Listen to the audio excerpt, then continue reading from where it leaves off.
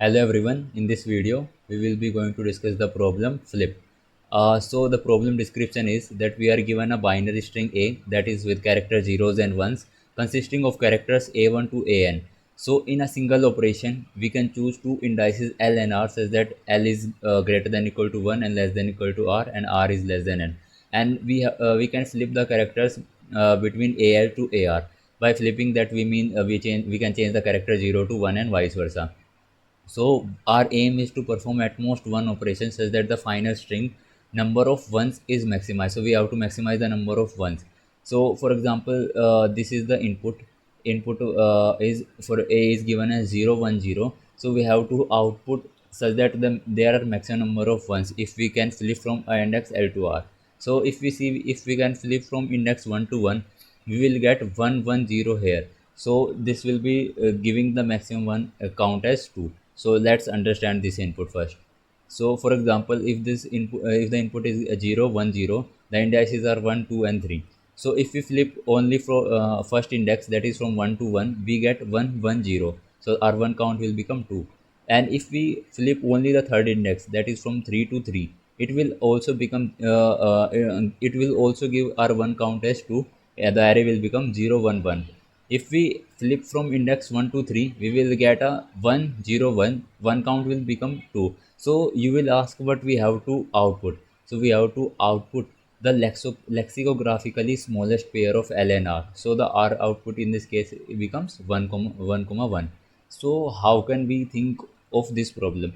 So the first approach is transforming 0 to 1 and 1 to minus 1.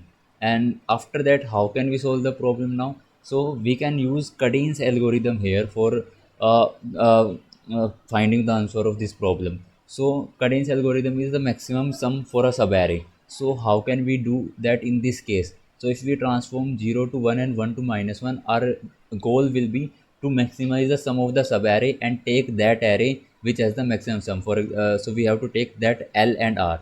So the problem can be now seen as calculating maximum sum of subarray. We can use. So this is the Java code. We have initialized that array because we have to transform the current array to, for example, if it is 0, we have to transform it to 1, and if it is a 1, we have to transform it to a minus 1. So that's why a new array is taken. We can initialize the boolean flag is true. The purpose of this flag is to indicate if they are every 0, in this case every 1. If we do not encounter any 0, we have to return an empty list. For example, in this case we have all ones, so we have to return an empty array, yeah, or empty list in Java. So we have initialized if temporary is equal to 0, we have to initialize our array I as 1, and if it is not, we have to initialize with minus 1. So this flag condition is for checking if we have any 1 0 or not. After that, we can apply this Cadena algorithm for maximum sum, current sum, left and right for storing the L and R values. So we will add in our current sum the value of the current index. So if current sum is greater than maximum sum will become current sum, and our right index will become I, and we will update the answer 0 and answer 1 as left and right value, as this is one based indexing. So we will add one also.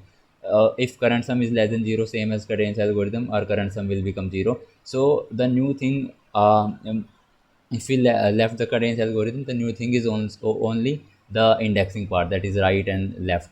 So otherwise this is same as Cadence algorithm. But if we can see that our time complexity is big of n and space complexity is big of n, because we are initializing a new array for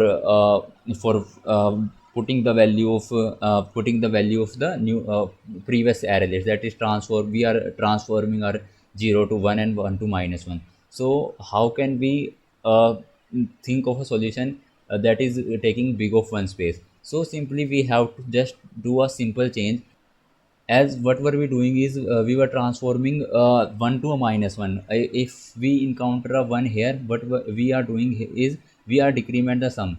So the thing will remain the same, and the code is the same, except this condition that we are using a sum variable now. So our time complexity will become big of n, and our space complexity will become big of 1. So this is the most optimized solution.